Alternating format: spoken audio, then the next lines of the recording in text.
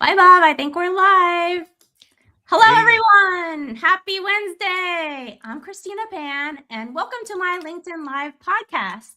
I'm an executive coach, and I specialize in helping AI CEOs, founders, and senior executives get strategic clarity and conviction in your journey pioneering where there is no precedent by strategically leveraging your zone of genius to unlock your next 10x. We will open it up to Q&A at the end, so feel free to post your questions in the comments now or during the podcast. And now I'm incredibly excited to have Vaibhav Natu here today.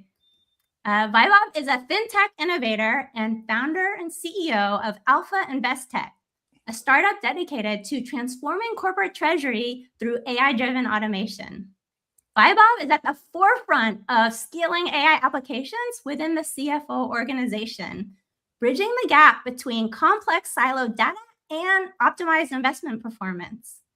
Drawing on his deep experience leading corporate treasury at Snowflake, Vaibhav is building a specialized platform that empowers CFOs and treasurers to modernize accounting, risk, and compliance workflows for global investments.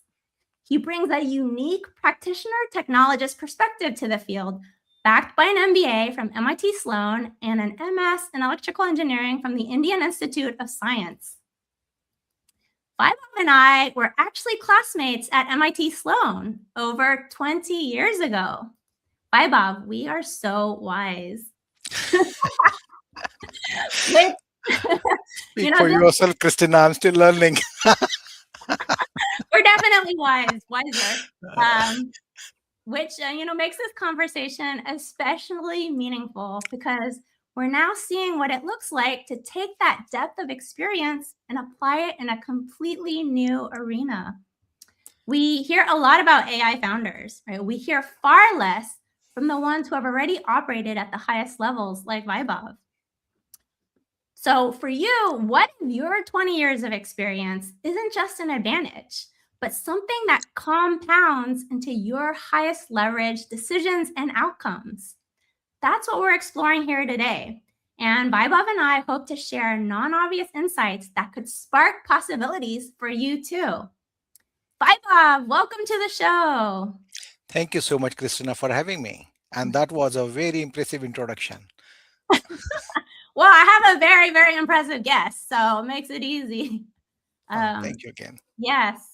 And so, okay, let's go straight to your leap from senior executive, senior operator to AI founder. This is a major inflection point that I think a lot of people listening are also navigating. So my first question for you, Vaibhav, you led corporate treasury at the highest level. What did you see from the inside that made you say, this is broken enough that it's worth building a company around? Thank you for starting with this. Allow me to briefly introduce what Treasury does because it's not a very commonly understood function. Treasury teams tend to be very, very small. In a company of about 10,000 people, it's pretty common to see treasury teams of 10 or fewer people, sometimes 5.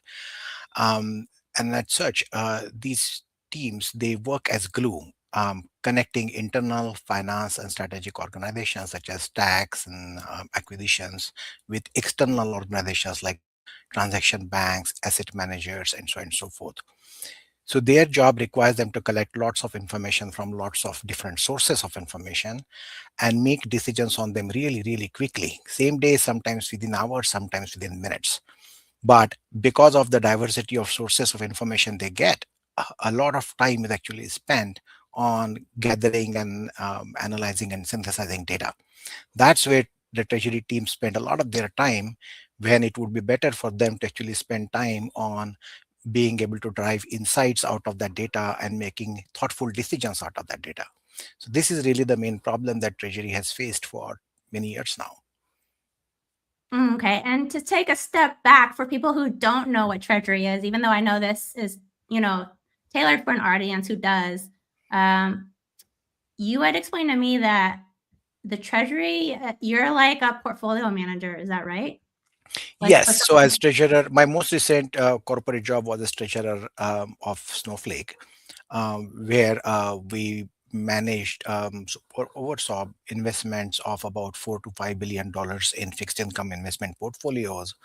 Mm. It's very common for treasurers to have control over hundreds of bank accounts in dozens of different countries in multiple currencies, and manage all the liquidity needs and currency exposure risks and investment management risk, all with the small team that they have. So that's basically the role. The current product that I'm working on focuses on the investment management aspect of it. Okay. Keep in mind that a company like Snowflake can generate on their $4 to $5 billion of investments can easily generate 200 plus $1 million of interest income every year. So it's a fairly significant number for any company, and it does get managed very closely. Okay. Yes. So the impact there is it's small team, as you had said, but managing billions of dollars of portfolio basically for your company like Snowflake. And you can, so your decisions generate hundreds of millions in return that That's correct. otherwise wouldn't be gained. Is that right? Yes, that's the impact of it. That you are responsible for capital preservation of the investment portfolio and generating interest income on that. That's correct. Okay, great. So we have a good sense of, why it's worth building a company around in terms of magnitude. Um, this problem has existed for years. So what has changed recently that makes it solvable now? In the CFO organization, generally the thinking generally tends to be don't fix what ain't broke. But that has recently changed in a big way, primarily because of AI. Because now the CFOs are demanding use of AI to leverage the power of AI to make better decisions. And for that vision to come true, all the applications inside CFO's organization have to be AI enablers. And that has generated demand for new class of applications which facilitate AI generated insights. Second thing that has also happened is AI has made software development much more economical than it used to be. So with these two factors working together, there is now a need and a demand for new class of applications that will get the end users to that point. And is this a change or inflection that you saw in the last year, the last 5 years, the last 2 months?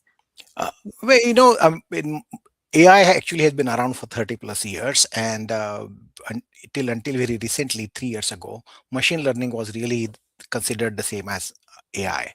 Um, and then when ChatGPT arrived on the screen, suddenly the definition of AI has really changed in public imagination. So initially, it was more of a toy saying, "Hey, I want to have a vacation over the weekend, suggest something." Now it's becoming more and more enterprise ready, and the application for it in enterprise workflows is beginning to emerge.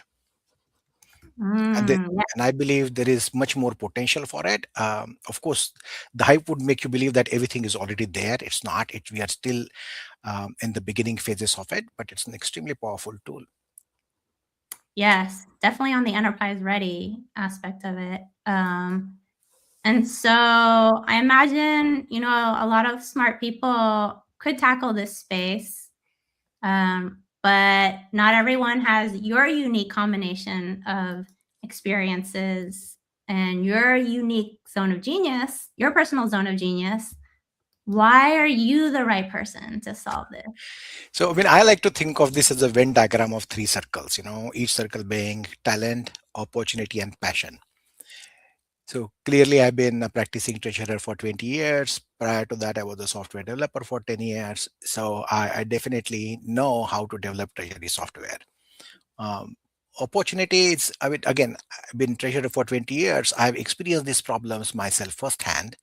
And within my network of treasurers, m- most of these treasurers have validated my concept that this needs to be built. And then the third part is passion. I have been doing this thing for 20 plus years, and I'm still excited about every day. So passion is all there. So to me, the question is the opposite. If not me, then who? Hmm, that's right. if not you, nobody. No, no, maybe there are lots of people. Yes, of course. I mean, this is not rocket science. It can be built. But my point is that I have most of the essential ingredients to be able to do this. Yes, especially on the combination of the finance business savvy, the engineering background, and also like the product management aspects. Is that right? That's correct. I have, as I said, been on the product development side for a prolonged period of time, and I have a very good engineering team. They bring in the expertise to complement what we have, and that helps a lot. And just out of curiosity, what inspired you most about Treasury in the first place? Since you mentioned having this passion for 20 plus years and you're still on fire about it. Well, it's interesting because when we finished our MBA, I was looking for something interesting to do. And if you remember, I had McKinsey scholarship when I was there, and it just consulting really did not appeal to me as a career. And then this opportunity came up at Intel where they wanted someone to write code to value their investment portfolio, venture capital portfolio, and they wanted to write software to be able to price that. And given my interest in finance and skills with programming, they were generous enough to offer me that job, and that's how I started on this path. I've loved it every single day. So you basically won a competition, is that right? The Sorry? Intel was it a competition? Your Intel? No. My first job after MBA was at Intel, and the job Oh, there was to write valuation models for Intel's venture capital portfolio. and what do you love best about this area? It's really exciting area for me because it does use a lot of maths. It does use a lot of knowledge that we acquired at Sloan on financial instruments. Then on my corporate experience side, the accounting, audit, compliance, all those requirements that finance people face every day. This product does actually bring in a lot of that together in one place. It's pretty complex, and it's a multifaceted problem. And while you're doing that, then there is this whole complex ecosystem of internal stakeholders, accounting teams, audit teams, external stakeholders. It does become a problem worth solving. Okay. As you're speaking, I'm like, oh, his zone of genius must have analytical strengths. I mean, that's a lot of Sloanies, people who went to MIT Sloan with us. But also the structure, like systems design thinking, and like you said, the multifaceted, complex ecosystem. I think that must also be in your zone of genius. By the way, to people listening, we have not deep dive into Vaibhav's zone of genius together personally, but yes, that could be a skill that's like an arranger strength where you're able to easily connect the dots between people and systems and priorities, if that Yeah, resonates with you. Yeah. yeah. Well, I think it does. A lot of that also does come to people after you have spent prolonged amount of time in one field. So over the period of time, you start seeing patterns emerge, things that have worked in the past, things that have depended on each other in the past, and you try to relate to them, and slowly a picture starts forming in your head. So I think that I spent years in this field is actually helping us in that area. And Mm. my co-founders are also the same. Both my co-founders have extensive experience in treasury. So we do all bring similar skills and also complementary skills into the game together. Wow, I love that. It's like the Treasury Power Squad. But also, everything you just said is, the main topic of this podcast, which is how can experienced executives and operators, create disproportionate leverage. And you mentioning that being able to see patterns that have emerged over, 20 plus years of being in a field is a skill that's developed, can be people's zone of genius as well. And also, it's a huge competitive advantage. And related to what you said about the understanding the ecosystem and all the stakeholders. What do you understand about this problem that most people would miss? So in this space, network effect is huge because you are working as a glue between many different parties, and you are the common point of contact for things to actually happen. Um, Not only decision making, but also for data flow. And for that reason, it is really something that you have to think about. Like if I'm working to help so many stakeholders, am I actually looking at their problems, looking at their needs? Am I doing something that will actually make their life easier? And once you try to create those win-win situations, not on a bespoke basis, but on for the whole network, saying everybody must benefit in some way or the other by doing what I'm doing, then that network effect really comes into play. So I'm hoping that because I have worked in this business for a long period of time, I have had the opportunity to work with all these stakeholders at some point or the other. So I understand what value they add and what problems they face, and I'm hoping that my solution will actually make life incrementally better for them. Yes, transformationally better for them, I'm sure.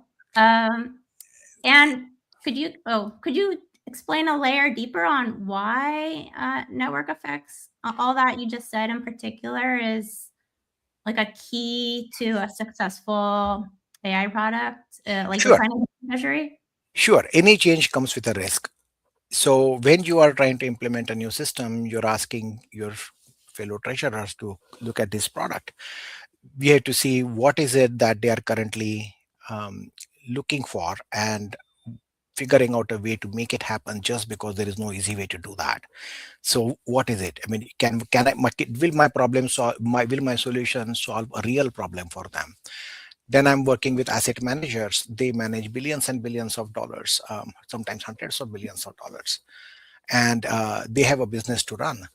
Can I build a product that makes their workflows better, more efficient, so that they can focus on their primary business, which is building investment portfolios? Likewise, can I work with all kinds of other transaction banks and risk managers to see if I can come up with a solution that actually solves something for every one of them, then it is much easier to get their collaboration and their support on coming up with a new solution. Otherwise, um, when you are dealing with a decision making process where half a dozen people are involved and only one person benefits from it and the remaining five are just putting in the work, that just becomes that much heavier lift. So another thing with that is that if you work with one asset manager and make it a successful situation for that asset manager, you're going to come across the same asset manager with some other customer. And now that asset manager has had good experience of working with you, second time it becomes a much easier sell. So I think that way the network effect actually requires you to put in huge amount of effort upfront, and then the benefit starts like ramping up after you have the critical mass. Mm. So where did you get this like relational point of view, like this lens on approaching success for your product? Well, I don't know if you remember when we were at MIT, we had this class about system dynamics and Oh, yes. yeah, about, we played that war game, Beer where game. yeah, beer game. Yes, so I think that's where you actually learn these things, that some things in the work environment are not linear. They can be exponential, or they can grow exponentially, or they can die exponentially. I mean, everything is doesn't have to be linear. And you take that knowledge and you apply it to your business. Wow, I can't believe you got that from the system dynamics class. That's amazing. I did not get that takeaway myself, but also I do think again you have some kind of a ranger strength in terms of connecting people and relational strengths as Well, I well. think we should do another, or I'll interview you about what this is, because I don't know what that means.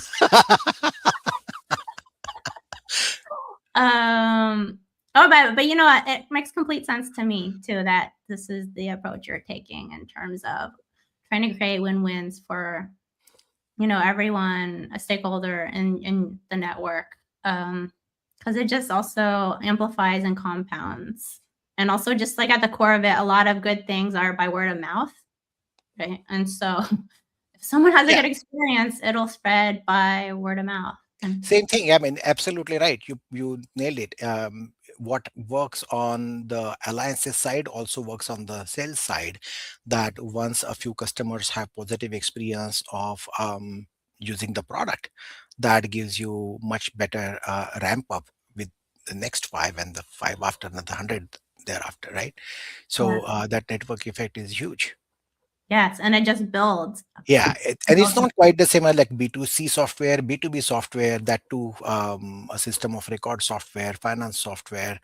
Uh, their credibility goes a long way. Mm, yes, part of the moats, maybe. But okay, do you mind if we transition to talking about your transition? Um, Okay, I'll pivot questions. sure, let's go. Um, but I wanted to ask more on the personal side. What's something about this transition, becoming a founder, at this stage of your career, going from senior executive, senior operator to AI founder, that isn't obvious from the outside, like either harder or better than you expected about this Oh, transition? both, definitely both. Oh, yeah, Um, both. Or answer yeah, one. yeah. So entrepreneurship, it is a very lonely journey, and it's a long journey and it's a tough journey.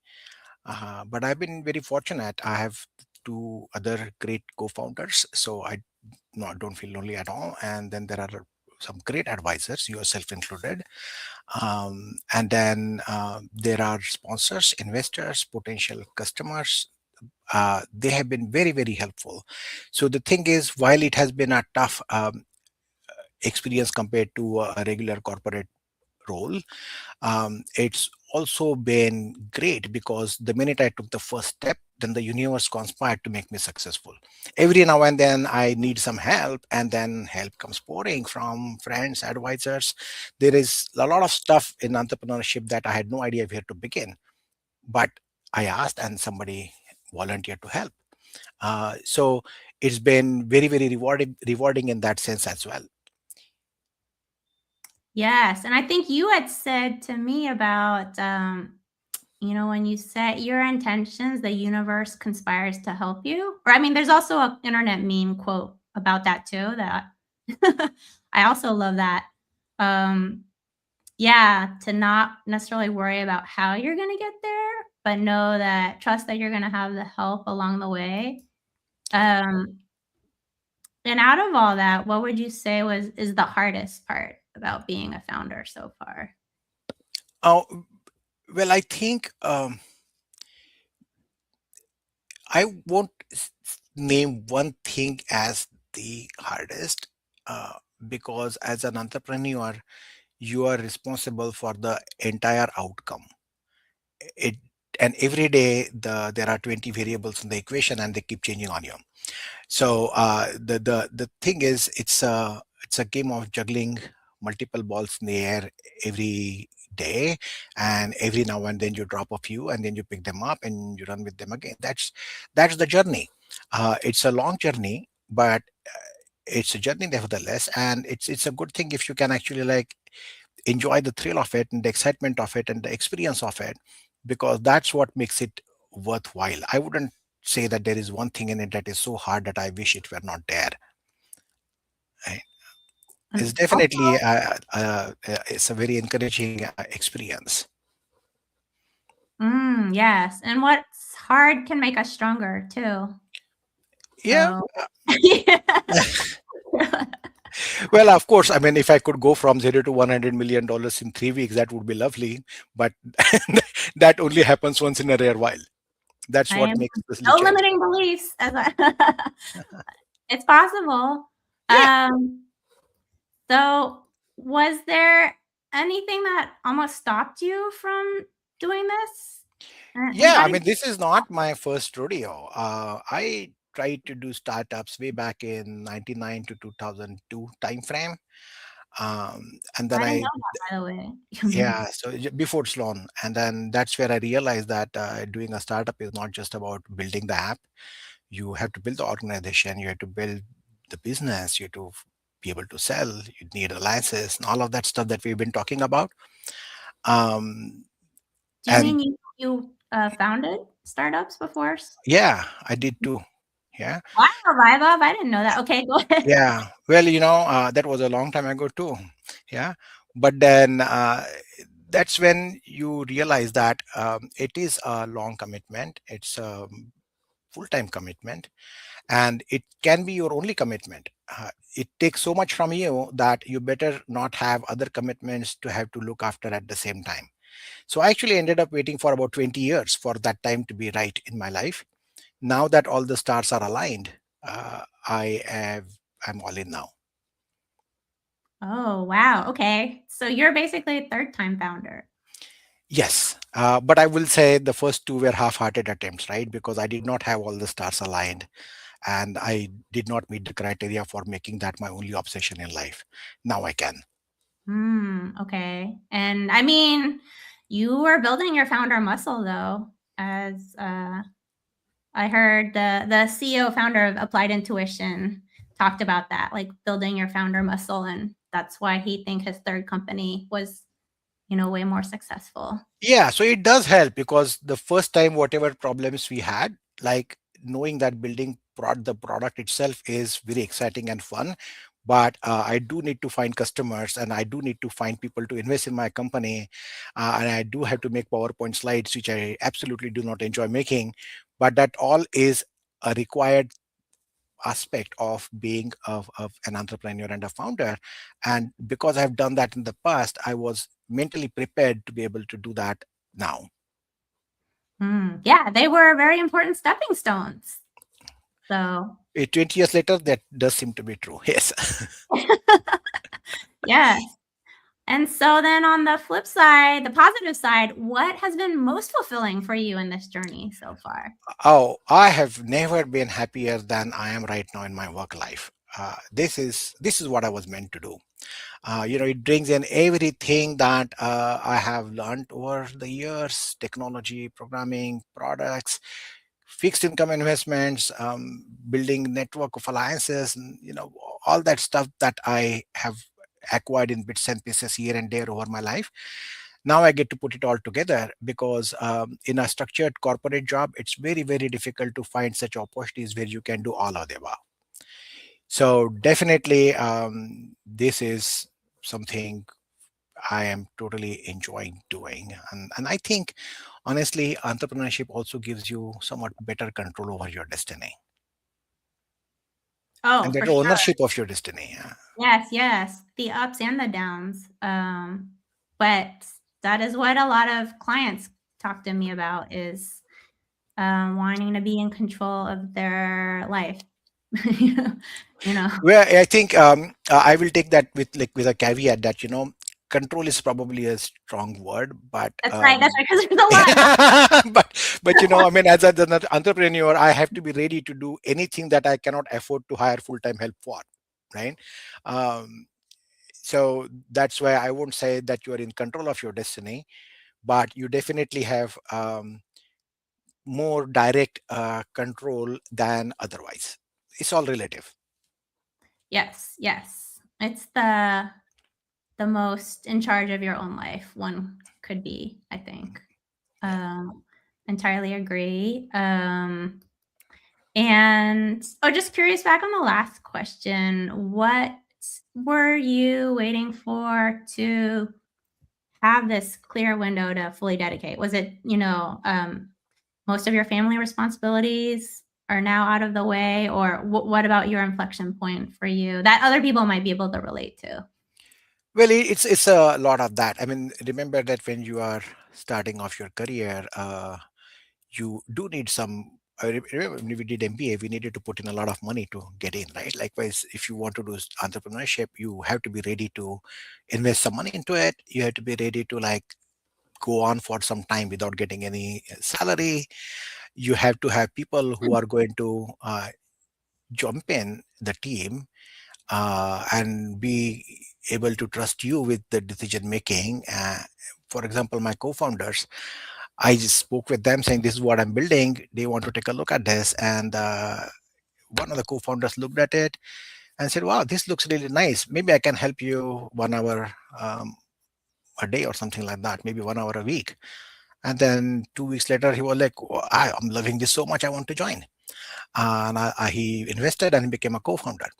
So a lot of this happens when you have that network of people who trust you. When people who have worked with you, they trust your leadership, they trust your skills, they trust you as a person. And that does take time. Like right now, when I work with banks, I mean, these are like really big global banks that we work with. And the only reason they talk to me is because they have worked with me for years and they know me as a professional as well as a human being.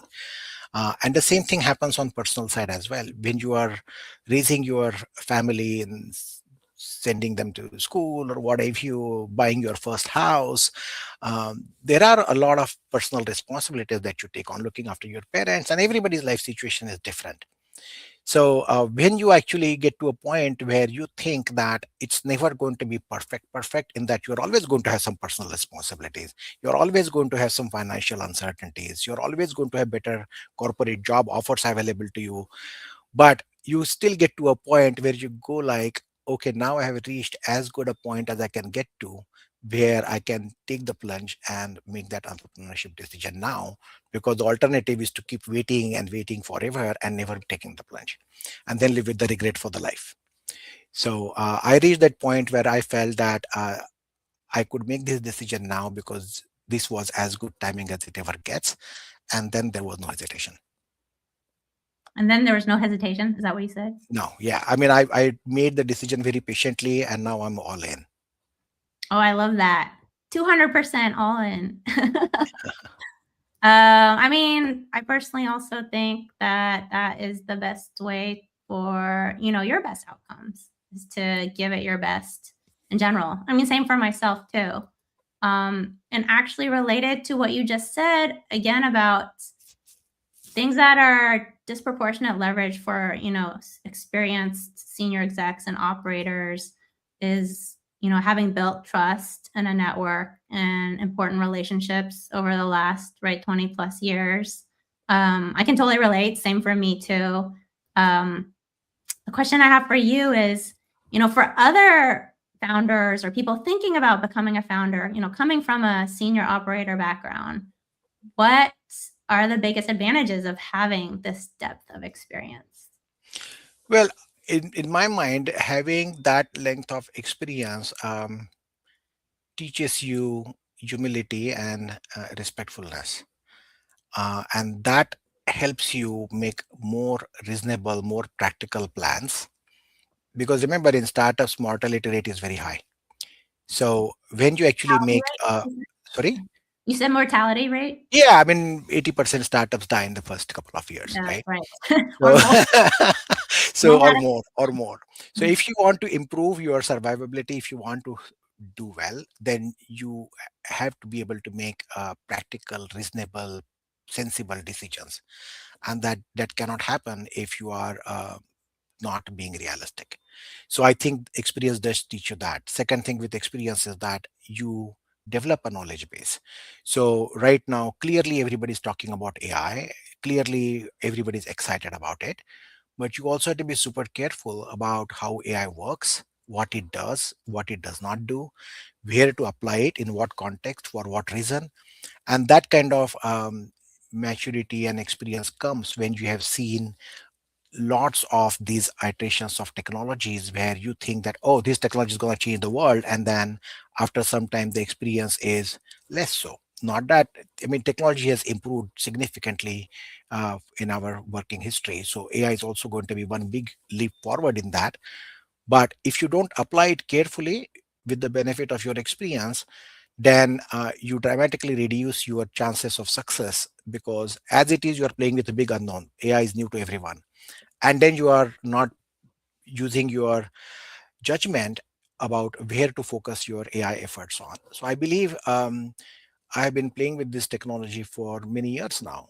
I believe I have an insight into where AI can be used best and where you have to be more careful about it. I don't know if you've seen this lately. I mean, there are these companies that websites we go to often because they are our service providers or whatever, and then there's a AI enabled chatbot, and after three questions and not getting the answer, you say live agent or give me a real customer representative, and it doesn't understand your question and you are stuck in loop there, right? You can't really do anything.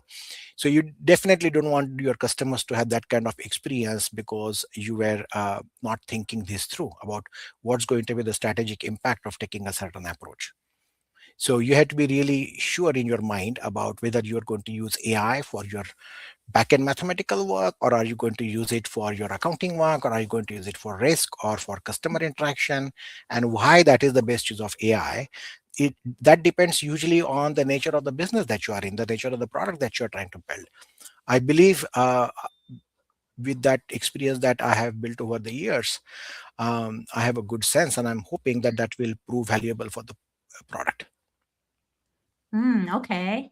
So one thing I want to, two things, but one thing I want to go back to is what you said about humility and respectfulness.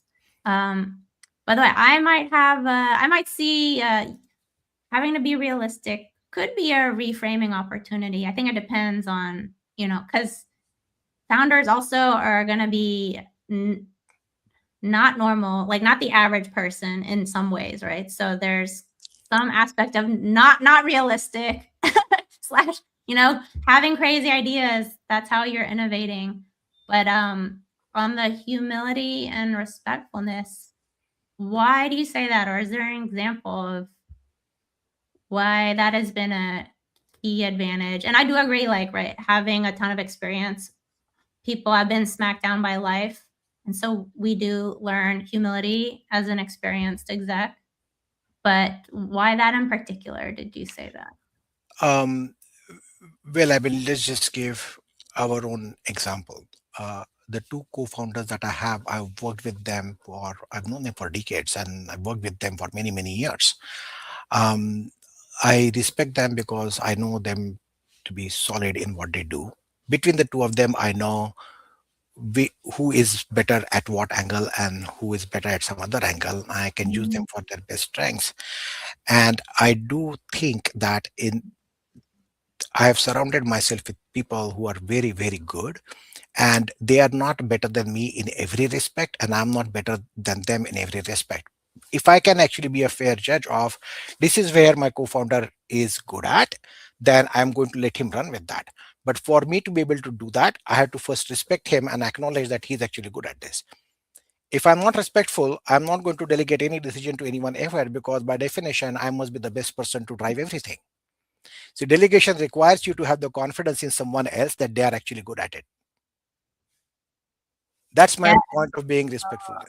I see. I see. That's an excellent example because that's Thank definitely something I did not have when we were like 22 years old or even, right? I'm a little older. For a lot of people, over time and through difficult interpersonal dynamics and interactions, that's how they learn the emotional intelligence skills, the judgment, like you said, as an experienced executive, and not just the delegation that you mentioned that comes with experience, but you taking it a level deeper with maximizing the strengths of your co-founders, with yours, and being strategic about that. So, Yeah, same thing with my product team. I mean, they are very hardworking young engineers, and for me to wear my technical hat and say, "Oh yeah, I can write better code, so I'm going to jump in and write code," is would be great injustice to the company.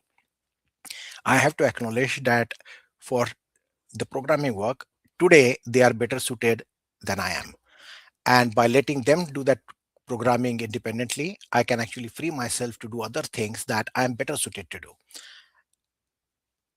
that's right. And that is something that comes with experience. Like I think you so. right there, that's an example of being an experienced executive and knowing how to motivate and influence So not just delegate, but motivate your team in the things that they're good at. Well, absolutely. I mean, when put yourself in the receiving shoes, right? If your manager, your boss, CFO, CEO tell you that, Vaibhav, I can do this, but I think you can do this better, so go run with it. Wouldn't you be more motivated to get better results versus versus versus somebody telling you, I can do better than you, go ahead and do it. I won't like it anyway, but give it a shot. That kind of perspective will demotivate you. yes, for sure. Uh, Yes. But it's amazing how much that does not exist in many organizations. yeah, I mean, there are a lot of good people in the world, and there are a few bad people in the world, and that just probably requires more training and refinement. I think I was very fortunate that I was part of some really great organizations, academic as well as professional, where there was a lot to learn from people around me. And I think that's not to say that I have learned everything. There is still much more for me to learn. But we learn the best skills that we learn from others, and then we try to implement them. And if you ask other people about what they think about our leadership, it may actually be different from what you think, right? Oh So yeah. so I'm open to feedback. I listen to them. Like my co-founder recently pointed out that in conversations I have a tendency to you know intercept and start talking mid sentence, and I'm taking that feedback and trying to do less of that. Oh, I love that. See, Uh, that's humility right there from being an experienced executive, yeah, being but I'll open. tell you, old habits die hard. I mean, nobody's perfect. Love the growth mindset for sure. And the underlying value of openness is huge in you, Vaibhav. Thank Uh, you. so, because there are many leaders and CEOs who are not open to feedback. Um, so back to talking about disproportionate leverage. Is there anything else in terms of like the 20 plus years of experience or the ways you are using your judgment and AI to create disproportionate leverage in how you're operating and making decisions as a CEO and AI founder? Yeah, so I think to me, how I understand your question is, how do you get more value out of your 1 hour's work? Uh, and to me, that is best done by doing something that makes you better suited for doing that job than anyone else. And I think, to me, if I look at what assets I bring to table, that would be the network of treasurers, the financial institutions, understanding of the CFO organizations, programming and all of that. And now then I couple that with this brand new technology of AI, which is pretty much given now to change the way people work. Now you are creating something that is totally leveraged. Now I think you can get disproportionate benefit out of it. If I actually like, by the way, my first job out of engineering school was in a chocolate factory. Now, I haven't done that for like more than 30 years. So now if I say I'm going to build disproportionate advantage in making chocolate, it's not that easy. It's not that natural because of a whole host of factors. But if you are trying to use these kind of assets that you already have and trying to create that unique opportunity where all of those assets get used, then you can create disproportionate advantage. Yes. I mean, that's basically your zone of genius, like you said, in addition to the assets that you have, like your network, those are all your competitive advantages. That's what you're saying. And that only came from your extensive 20 plus years of, working in different businesses and treasury. Um, but is there any particular advice on how you're using all that with the combination of AI to get the disproportionate leverage? So everybody's situation is going to be different, right? You don't necessarily have to wait like me for 20 years before you take a plunge into it. You could be a bright PhD, freshly minted from MIT or Stanford, and you could start right off the bat, right? Yeah, that's right. No So limiting beliefs. yeah, and then yeah, you might also be at a stage where like no soccer runs and no mortgage to pay, and then you are ready to go start do a startup. So everybody's situation is going to be different, and I'm not claiming to have one answer that will work for everyone.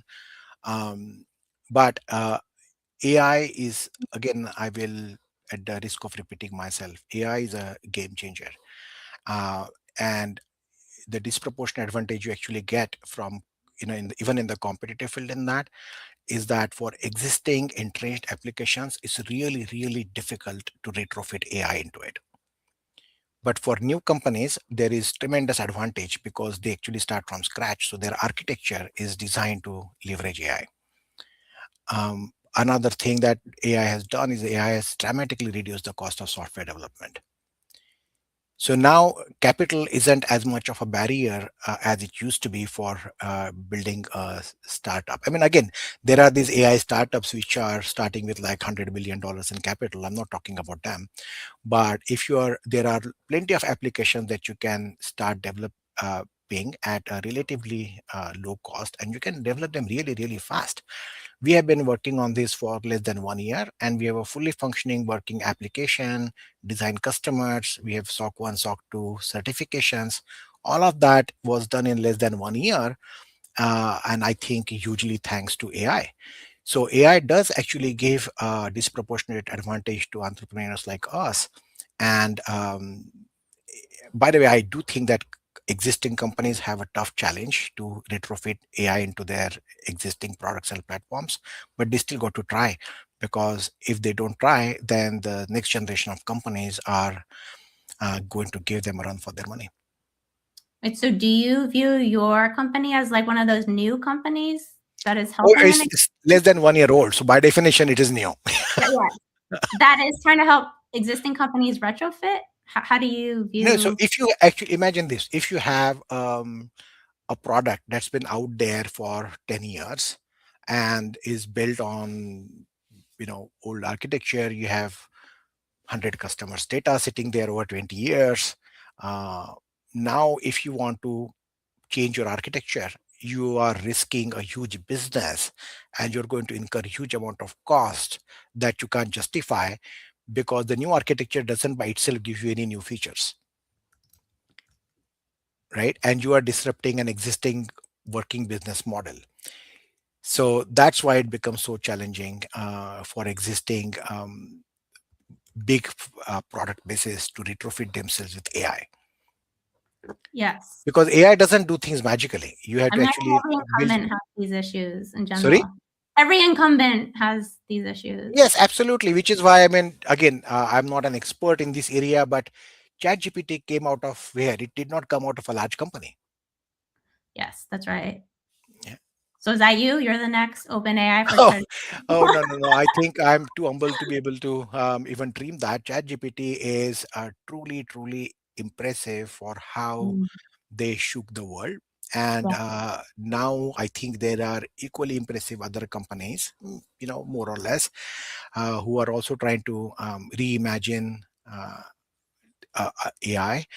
And then we are hoping that we will be able to reimagine investment management, which is still being done old-fashioned way: Excels, pivot tables, charts, reconciliations. And we do believe that we can reimagine investment management applications for corporate treasurers and CFOs using AI. Well, and actually, another way that I want to celebrate you for in terms of disproportionate leverage is that just doing Alpha InvestTech, right? That is leveraging everything and into like something that will help other companies make billions more dollars, versus you being a head of treasury at one company, for example, right? So like in that Yes, you're maximizing your potential. Like you could yes. be leading treasury at another large company overseeing billions, right? But now you're helping all the companies. So the flip side of what I was mentioning earlier about network effect, is that this kind of product is really difficult for companies to build in-house for themselves, because the amount of effort that you have to put to connect with the banks, to connect with external other data providers, put together the financial logic, maintain and run the application forever, it's too complex for any company, unless you happen to be like really really gigantic company. For 99% of the companies, it does not scale at an individual company level. But if a Mhm. company like mine, Alpha InvestTech, if we come out and solve that problem, then it will really help a lot of these treasurers, because then it takes away the headache from them about having to do these things from scratch and then maintain it forever. And that's something I would always mention, that I think um, a lot of people are excited about AI, and the vendors are actually bringing in AI powered applications, sometimes building AI agents and offering it to them. But if you are a CFO or treasurer, you're going to be working with multiple applications, and you're going to have all these proprietary agents trapped inside those applications. But if you are a CFO, you're going to need something that works across the board, which means you're going to have to make your own agents.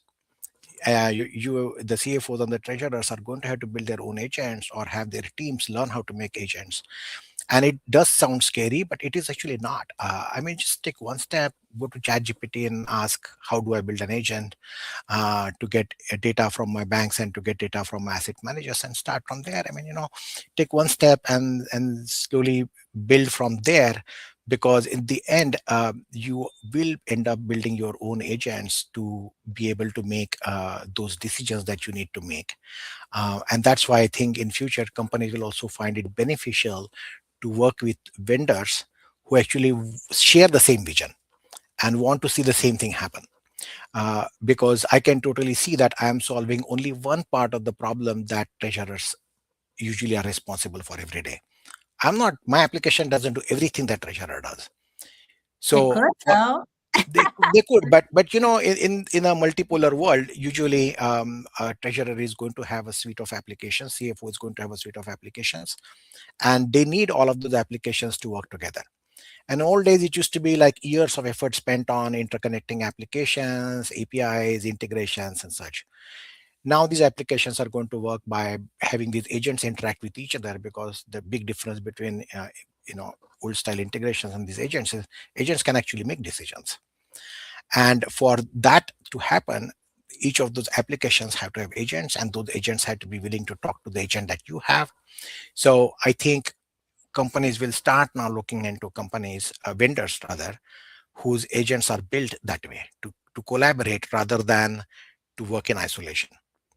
And I see. So, do you view your company as some agents that work with that company, the CFO's teams, agents as well? So, absolutely, your, your, absolutely. your company is not all the agents that power their CFO organization. Is that No, right? absolutely. I mean, it's always going to be a multipolar world, and every company is going to have whatever their unique set of applications that they have. So, if a company already has, for example, their accounting close application to like put together their quarterly reports, 10Qs and 10Ks, then that's going to involve a lot of information coming from their ERP, some information coming from their investment management application, and so on and so forth. So with that kind of complexity involved, they will want that said accounting close application to be able to talk to these other applications through their agents. So that's why we have the vision we have, and I think companies will find it very efficient to work going forward using these kind of agents on top of agents architecture. Okay, interesting. um, well, I love that you already have in mind like a more collaborative model. That is also, tied to the reality of every CFO org will have, multiple different applications that they already use or will be using. So our job is not to build a monopoly. Our job is to help the CFOs and the treasurers. What they need is more important than what we want to Yes, yes, accomplish, right. Make right? also get better outcomes. Yeah. Okay, so I have a last philosophical question before our two fun questions and then Q&A. You and I were talking earlier about how the second half of our lives doesn't have to look anything like the first half. I said that's a quote I love, and you also really lit up on that. What about that idea resonated with you? Hey, I mean, speaking for myself, first 25 years of my life were quite different. I was growing up in India. It was intense competition, but that built good work ethic. Then next 25, I was trying to juggle between personal and professional life and trying to make something out of it.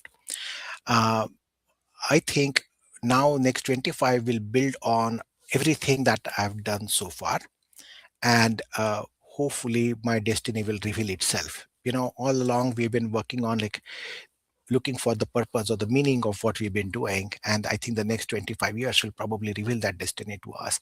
That's what is so exciting about starting Alpha InvestTech, because I think building this business and making it successful will be a very fulfilling experience. Yes, I mean, it Um, already is, as you spoke about it, but it is certainly a journey for every founder for sure. And I'm super excited for you. I think your next 25 are definitely going to be even more exciting than the last 50 or so. yeah, Of so I have 20 more years to go in that 25-year period. So call me yes, back in 20 years again. another podcast. Okay, awesome. I love this conversation about, hopefully we inspired other people to also think about how they could leverage all their many years of experience and expertise in this new AI era as well. And everyone has their own path that is most fulfilling for them. So now I want to ask you, two fun questions. And so, one, what is a cool use of AI you discovered recently? Something that you think could be highly valuable to the folks listening on this podcast. Yeah, I mean, I think I was alluding to that earlier, that people think that I'm a treasury person, therefore I should do treasury, and technology is left to IT. But that's going to change. That's already changed. You don't have to write a lot of code to actually build AI applications. And many cases, treasury teams are small. They don't get the IT resources. Even when they get IT resources, they don't have the time in the day to work with the developers to develop a full scope traditional application. So now for treasurers, it is imperative to learn how to use AI, how to leverage AI. Many of them use stuff like ChatGPT, but I think they are going to have to take the next step of building AI applications and AI agents in particular, because simple regular workflows like bringing in your exposure for bank money sitting at the bank versus investments versus FX risk versus interest rate risk, each of these is a specialized application, but the CFO needs to know all of it, and you need to know all of it. And many times you have one-off questions, one-off hypothesis, theories to test, and you can't really like do this analysis in Excel because it's very, very time consuming to do that. So I think people are going to have to learn how to build agents that work with other agents. And I encourage people really to try this out, because it does sound like, what's this guy talking about? This is like really too sounds too complex, but it is not. I promise you, it is not. Um, just try to build something very, very simple and see how easy it is, because the process of building the agent is the same regardless of whether you solve a simple problem or a complex problem. So you start with a very simple problem, and then now you have the infrastructure of how to build an agent, and then you try solving more complex problems with that, and before you know it, you will be an expert in it. So I think this is totally exciting, and everybody should at least give it a shot. Oh my God, I love that. Bye, Bob. You're like, bye bye, Excel, and everybody go try this. By the way, I'll be very honest with you. I do not think Excel is going to go away anytime soon, Oh, yeah, right? no. I mean, it's been In there our fact, whole life. yeah, in fact, now AI is available inside Excel. And what we are doing even in our application is that our application is available via Excel, because we believe that if customers have invested in building their Excel models and a lot of historical stuff that they have done in Excel. We do want to facilitate that, especially if Excel is already going to be built in with AI. Then that's what they can use already, Excel as their AI platform, which brings in our data, and that's another way of solving the same problem.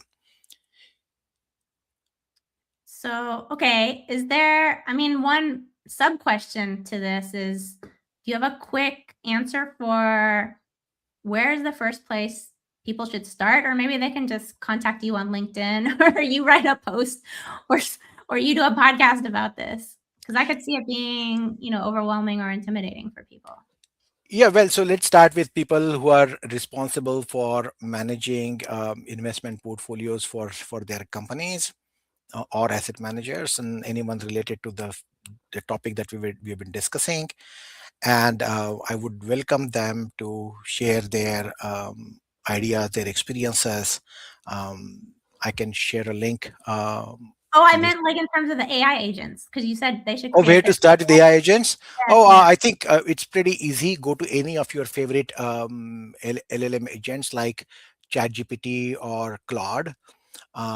They have their own APIs, and you ask them, hey, I want to build an agent like this, walk me through step by step, and they will walk you through it step by step.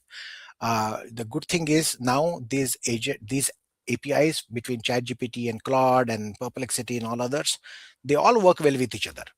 So if your company prefers X over Y, go with X. They Which are do all you personally prefer over, between ChatGPT, Claude, Perplexity, Gemini, or any other ones? Which do you prefer? so I'm a finance person by practice in education. So I have this big thing about check and verify. I always try to use one to actually do the work and something else to cross check and improve and provide feedback, and then I go back and forth till I get the answer I want. And I found out that there are some that are better at something. Like for Right. example, for me, Claude is always the go-to for any reading and writing stuff. Yes, Claude is very good also words. Yeah. Yeah, Claude is also good at doing product specifications, requirements, and doing some calculations. Excel, and if you wanted to create a model and you want to download in Excel, Claude is very good at it. But then if I want to like do some solid research on building up my product specific requirements, I think sometimes Gemini gives me better answers than Claude.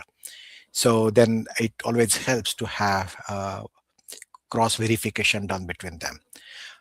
ChatGPT is great for broad generic questions, and I use them for that because I don't know this for a fact, but it seems like they have trained their models on tons and tons of data, so they are very good at a very broad range of topics. So I end up using different ones for different purposes. Oh, nice. Okay. Thank you for sharing. And Also, again, I'm not an expert in this, just I'm sharing my experience, yes, right? yes, it's a personal experience. Everyone has a different experience. And then the second fun question, what is something cool outside of AI, non-AI, that you're excited about and might be highly useful for others?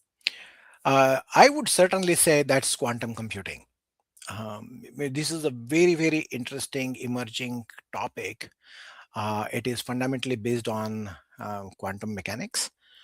Okay. So that's I why. don't know anything about this, so feel free Well, to I also know very, fill very me little about it. You in. have to be like a physicist to understand the basics of it. But the way it works is really like our traditional computers test conditions one at a time.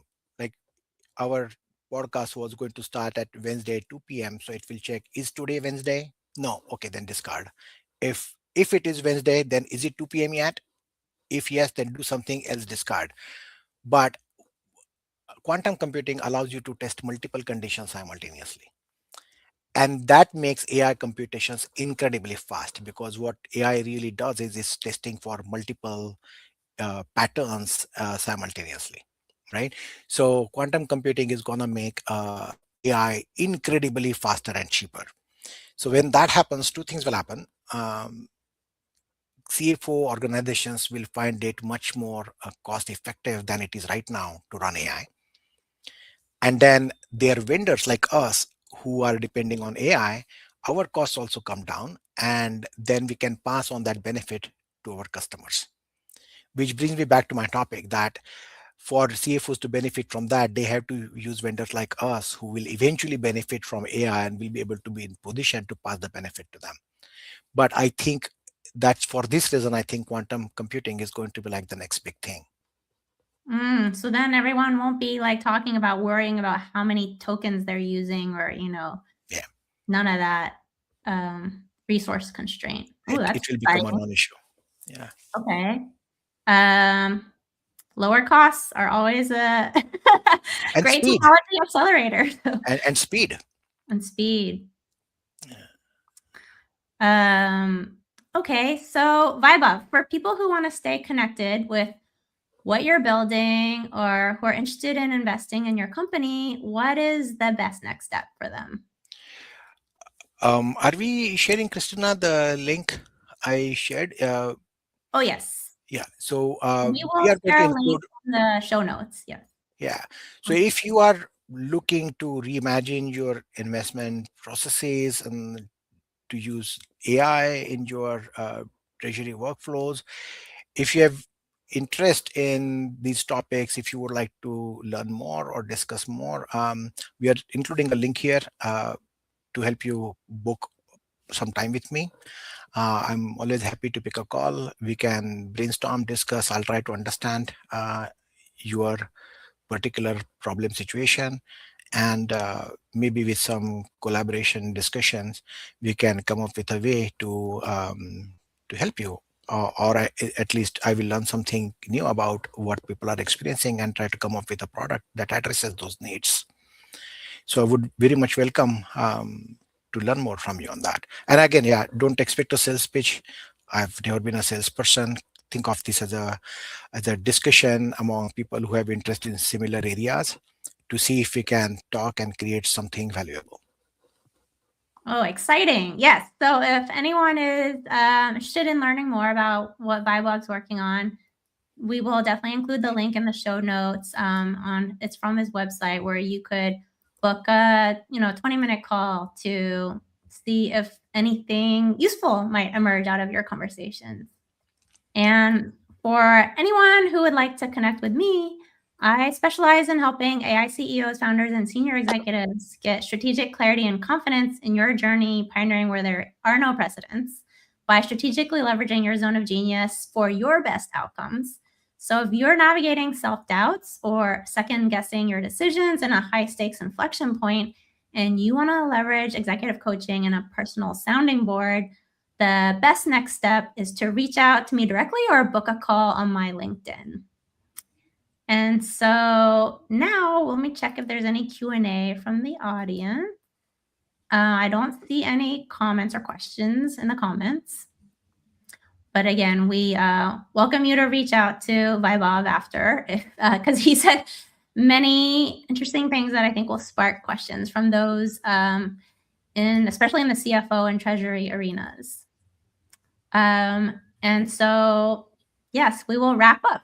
Vaibhav, I celebrate you for betting on yourself and having the conviction to leverage everything you've built over the last 20 years and to build something truly meaningful to you that has outsized impact. And I personally really appreciate your openness and your honesty, your real talk. And also from knowing you personally, I greatly value your high integrity and reliability, which is, something people might not see in just a short podcast. But I just wanted to give you a shout out. Thank you so much for your kind words. I really enjoyed being here. Thanks again for inviting me. And then let me remind you that I have taken the plunge, but you took that way before I did. So congratulations to you as well. Yeah, we're in this entrepreneur journey together on our own paths. So thank you everyone for joining us today or on the replay. Wishing you your best energy and highest leverage in your zone of genius. Thanks, everyone. Thank you.